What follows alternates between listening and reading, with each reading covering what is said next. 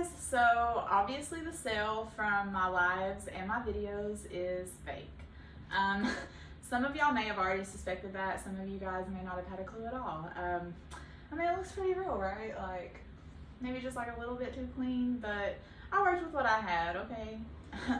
I'm sure that I will get a ton of questions after this video, which I never mind answering, but before I get into any of that, I will be making a more in-depth video about my situation. So if you would like updates or like to follow along with that, I'll probably post in like a 3 or 4 series on my YouTube, so you can just go subscribe to that. And this story has like a lot of twists and turns, and it ended really crazily, so hopefully by the end of this you'll be able to understand exactly why I did what I did. So I think that the first question that everybody's going to want to know the answer to is why, like why I did it.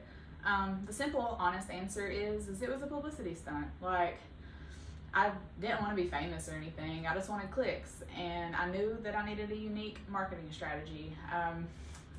Everybody knows that controversy sells. Most people are intrigued by anything that has to do with prison. I know I am. And I would scroll through TikTok and I noticed that the people that had the most viewers were inmates. But I also never seen a female inmate, so that's how I came up with my idea. And I know that you're probably wondering, like, but why? Like, why did you want clicks? Why even do it at all? Although I wasn't incarcerated, the story behind my fake incarceration was real. I did end up getting in trouble with my ex and a few other people, and I was facing drug trafficking charges, manufacturing charges, possession of over 100 pounds and under 300 pounds, charges of money laundering, and a bunch of other stuff. I'll go in more depth about my situation and the charges and my involvement in my next video, but I needed an attorney is the simple answer. The feds took everything I had. They took my cars. They took my money. They took over $700,000 from a safe in my storage unit.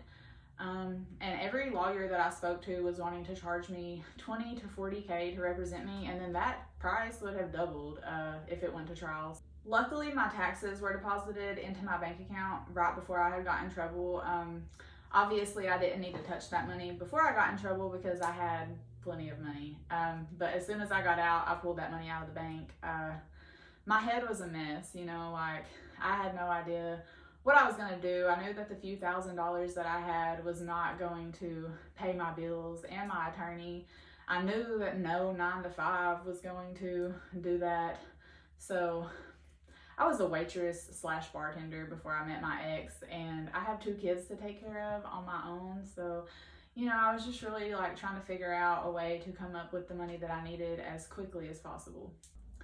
I ended up taking the money that I made for my taxes, and I bought stuff to press tumblers. I really wasn't even doing that so much just to make money. I was just really doing it to like keep from going crazy and stay busy because I was super depressed. Like, I couldn't even be around my kids after like a certain time of the day. They had to stay with my mom, and I had never been away from my kids like that. So that was really depressing. And then I did start selling the cups on Facebook.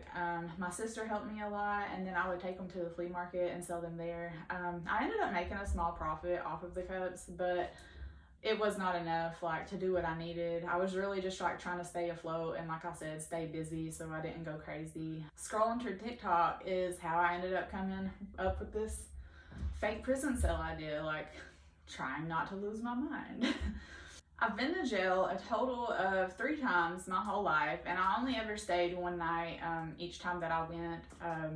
So I really had no idea like what a real prison cell looked like or anything. I just got to doing my research and trying to make it like, you know, as believable as possible.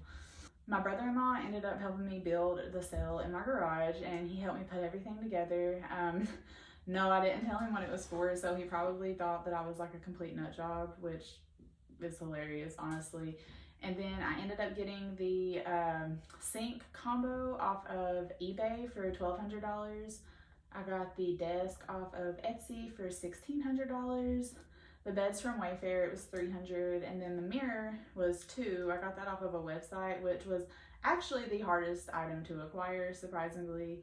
And then I got like the TV, the hot pot, the uniforms, the lamps, all that stuff like off of Amazon and eBay. So altogether, I put about $6,000 into this, and I knew that if it didn't work out, I was essentially screwed. I had never made a TikTok before a day in my life. Like, I have had TikTok for several years, so I would just like sit there and scroll and watch other people. Anyone that knows me can tell you that I'm extremely awkward and very shy. But I just knew that there was like no turning back at that point. I just started making videos to like popular sounds and trying to get followers and views and just build up a following so I could go live, and I went from there. And when I tell you I was scared, that is a huge understatement. A lot of people were like really mean and rude at first, and I tried to ignore it as best I could, but it was really hard. Like, and although some people probably did not believe that I was incarcerated, they were really kind and they had my back no matter what. And I appreciate each and every one of you. Because even though I wasn't locked up, like, I was really depressed. I was going through the hardest time of my life. Staying on live kind of helped me like get through that. Like, I didn't have my kids. I was really scared to leave my house. I was gaining a crazy amount of weight. I literally gained like 40 pounds. And then I was like trying to figure out a way to stay out of prison. So all of your kind words and encouragement definitely helped me, because I was really struggling like mentally and physically at that point in my life. And I already know that there's going to be a lot of people that have some negative things to say about these videos I'm going to be posting, but I've been dealing with cops and trolls for a year at this point, and I don't think there's anything I can't handle. So you can give it your best shot, but I will save you some time and say that I never came on here asking for money. I never took anything from anybody. I never battled for gifts. I turned everything away. All I asked for was likes and follows. And, you know, I know who I am. I know my intentions, and that's just all that really matters to me. With that being said, I did finally get my charges resolved thanks to my amazing lawyer and some work from the Lord. Truly thankful, like, biggest blessing ever. So now I'm happy that I'm finally able to share my story with you guys. In my next video, I will be telling you how I met my ex, and I will be telling you how I went from a waitress to quickly becoming an alleged drug trafficker. And I'm by no means like trying to make myself out to be a queen pin or anything. I'm not trying to condone criminal activity. I'm simply just trying to tell my story, you know, like, I'm a mom. I don't want to be anything more than that. So yeah, I hope you guys have a great day, and I will see you soon.